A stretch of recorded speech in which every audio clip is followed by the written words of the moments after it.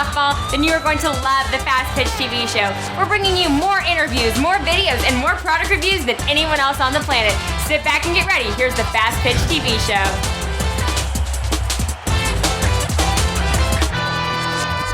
Hello, I'm your host, Gary Leland, and this is the Fastpitch TV show. Now, first, before I do anything else, let me go over our newest and what should be our final schedule.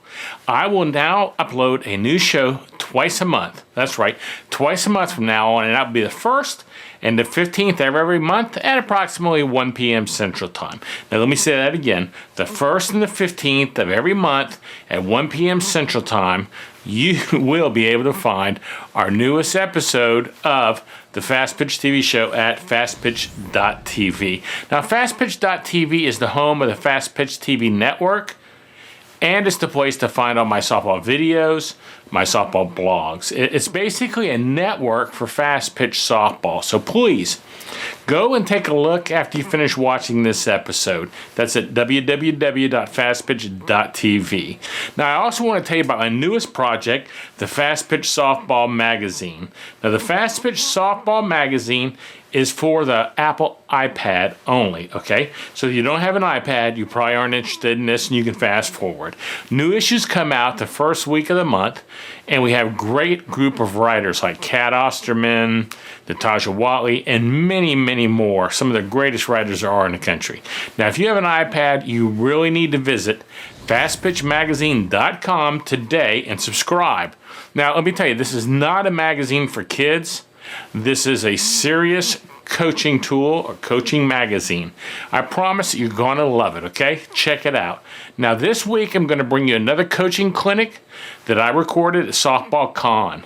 Now, if you're not familiar with Softball Con, you really need to check out their website at softballcon.net. It was a great coaches clinic held every year in January in Louisville, Kentucky. Now, this week we have another coaching clinic by Courtney Scott from the University of Louisville, and her clinic is Proper Footwork for Catchers.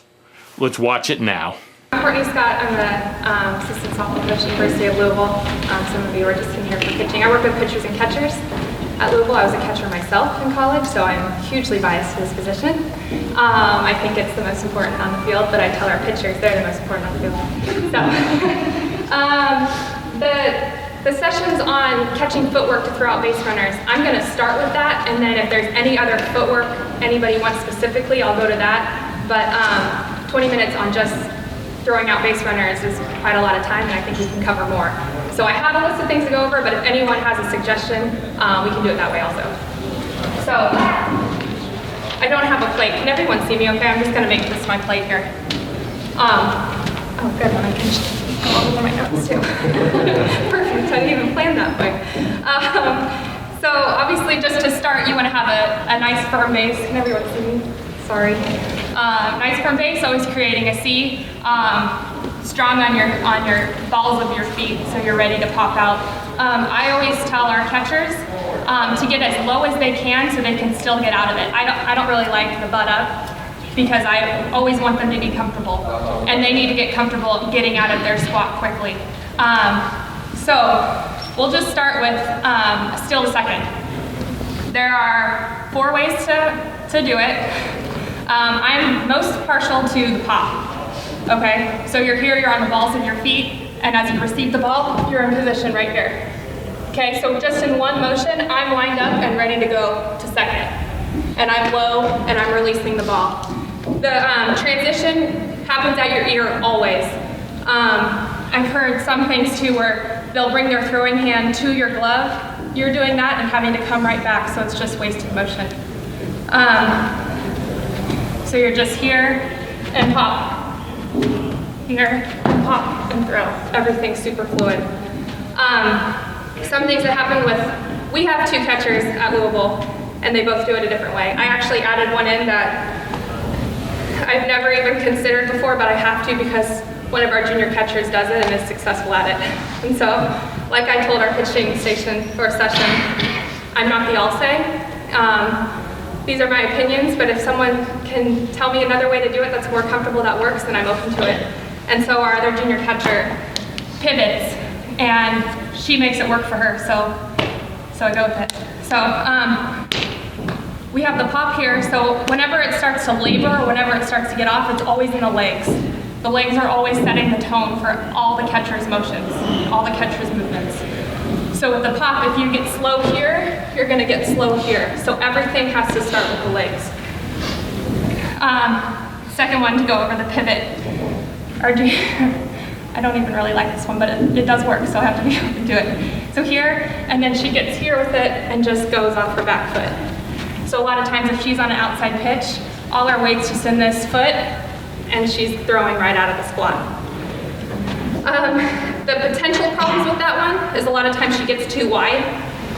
So she's basing everything on her back foot, but if her left leg gets out here, a lot of times she sails this way, open. So with that one, you just have to make sure you're keeping your legs under you. So if she's here and she's pivoting, she needs to keep her legs under her so she has a strong throwing motion. I'm like getting out of breath and talking too fast, or I'm just really out of shape. The next one, which you could use for younger ages who aren't strong enough yet to do it all in one motion, is just the step through.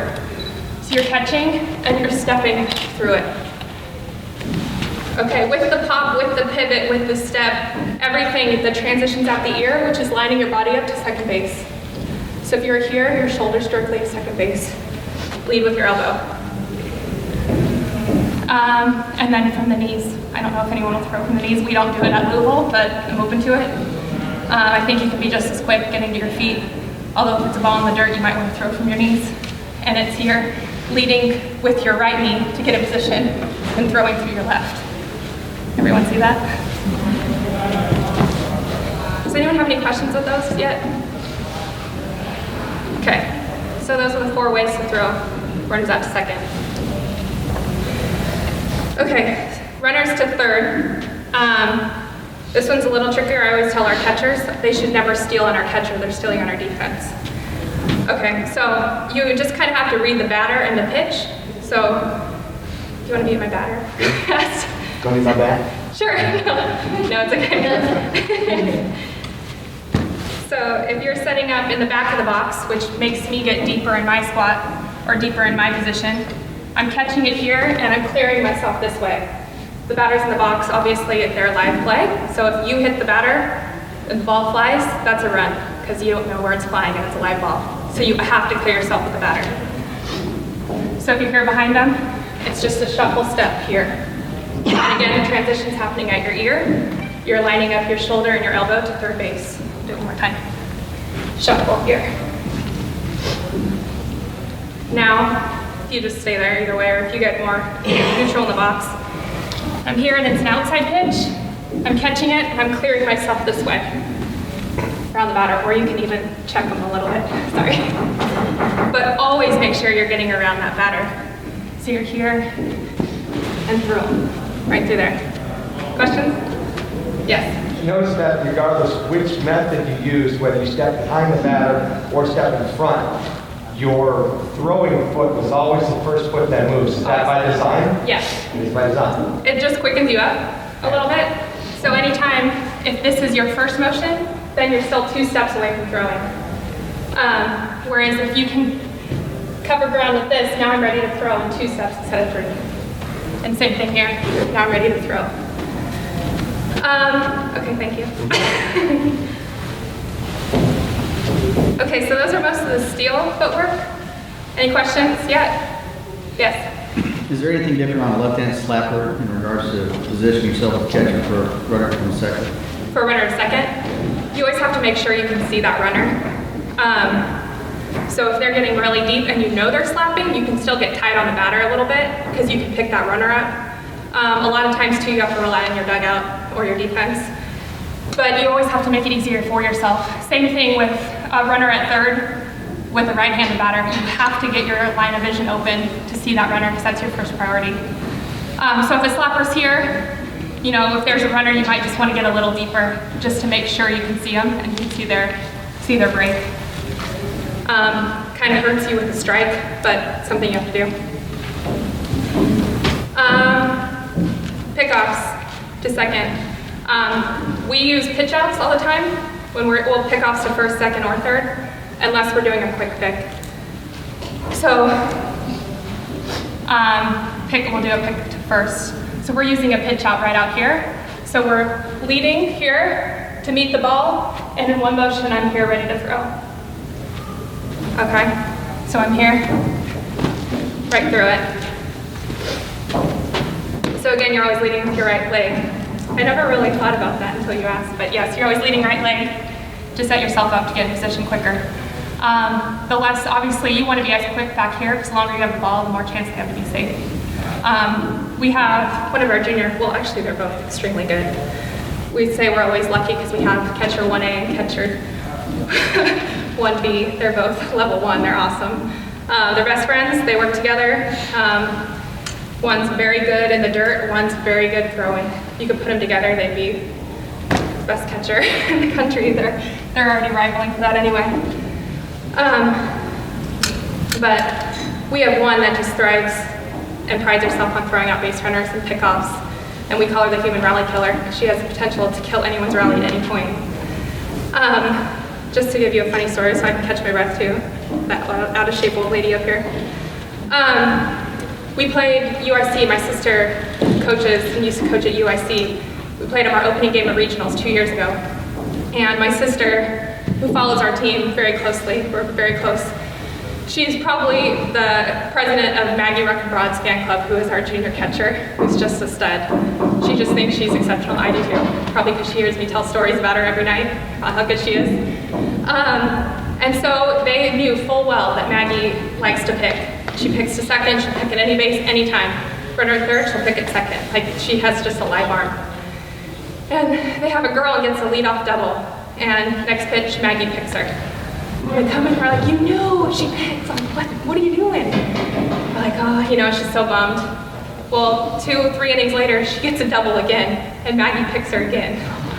And she comes in, and they're like, she already picked you. What are you doing? She goes, it's that good. So even when you're looking for it, it's just her quickness and her strength of her arm. It has the potential to completely change a ball game. A leadoff double is, on defense, your back's against the wall, and now you're like, we have to get 3 outs before we let her score. And if you're picking one out or picking her off second, rally done, it completely kills the mojo in the other dugout. So just to have this as a tool behind the plate is awesome. So I always give our catchers free rein. I call signs mostly from the dugout, but at any point they can add in a pick to any base if they want. So anyways, same thing to second, or actually we'll do a pitch out to the other. This is where you're gonna lead with your left foot. Trying to make a pick at 1, and there's a left-handed batter. You're leading here, and it's a shuffle around. Okay, so you're trying to quicken that second step to get in position. So you have to lead left, shuffle around, I'm right in position, ready to throw. One problem with that, well, potential problem, is that you really have to throw your glove to your ear and get around it. Because as you're stepping here, if you don't, a lot of times they're getting here with it, and if they're not lining up, it could be an errant throw to the right or however. So making sure you're here and tucking and ready. Picks to second, same exact thing. So you're leading out, all in one motion, the quicker, stronger. Always staying low in your squat, so it's just a step and shuffle. And same thing with the left-handed batter, step and shuffle. And same thing to third. So it's all similar motions, it's just changing your body angle. So with a runner or a right-handed batter, you're just here, quick. So it's more of just a hop step instead of a shuffle. So you're here to third. And with the left-handed batter, it's just free rein. There's nothing to get out of your way. It's such a clear shot. I'm so out of breath, sorry. I think that's most of the base runners' footwork. Is there anything I missed that you guys want to see? Okay. From here on out, is there anything that you guys, any other footwork that you, go ahead. Line coverages, Okay. down third, down first, straight away. With a, going to first or second or third? Yeah, all 3. Okay. So bunt coverage. With our girls, there's a couple different ways we have them do it. We always have them keep their shoulders squared at first. So a lot of times you'll see, like if it's butt down third and they have to go to one, they'll come on this side. We don't like to do that because we don't like to take our eyes off of the target, which is, there's just more room for error. But I think you can be just as fast at getting around the ball to the left. So you're always fielding it off your left. So you're staying low and you're scooping here and staying through it. Okay. That's the way Maggie does it. That's how I did it as a catcher. I think it's quicker. You have a stronger throw. If you're quick with your feet, you're not really losing anything on the ground. You have Tanner. Tanner comes here and runs through it this way. She's quicker with her feet to do that. Maggie's not as quick with her feet, so she sets them.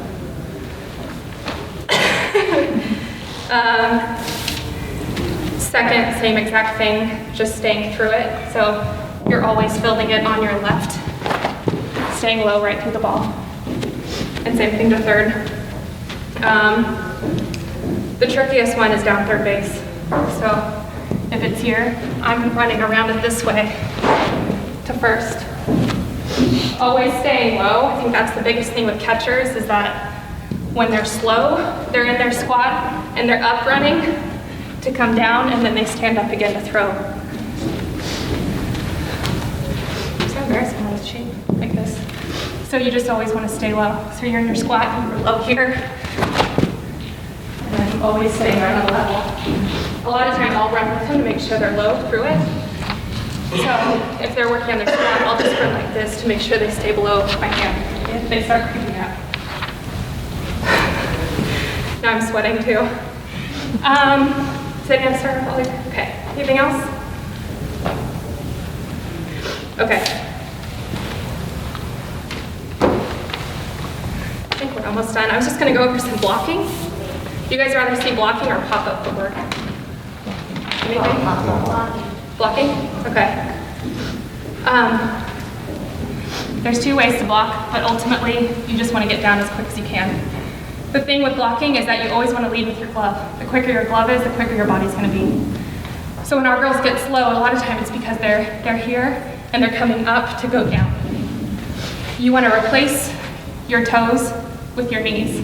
So right down the middle, you're just right here. Okay, so staying low, leading your glove. Your glove should always cover that hole. The last thing you can ever do is let a ball go through your legs, ever. The big thing to remember is that you're trying to block the ball, not catch it. So, I'm trying to talk fast. So anytime a ball starts to come up, you're wanting to block it down in this position. If you start to catch it, a lot of times you might miss and now you're opening yourself up for a ball to ricochet off. So the big thing is that you're gonna replace it here. You're covering this hole and you're creating a C with your body and everything's always going back to the plate. So you're softening your shoulders and curving them to where if it hits here, I don't have a chest pressure on, but if it hits here, it's going right back to the plate here. Working to the right, you want to kick out and throw your arm around to curve yourself back to the body or back to the plate. So you're working right.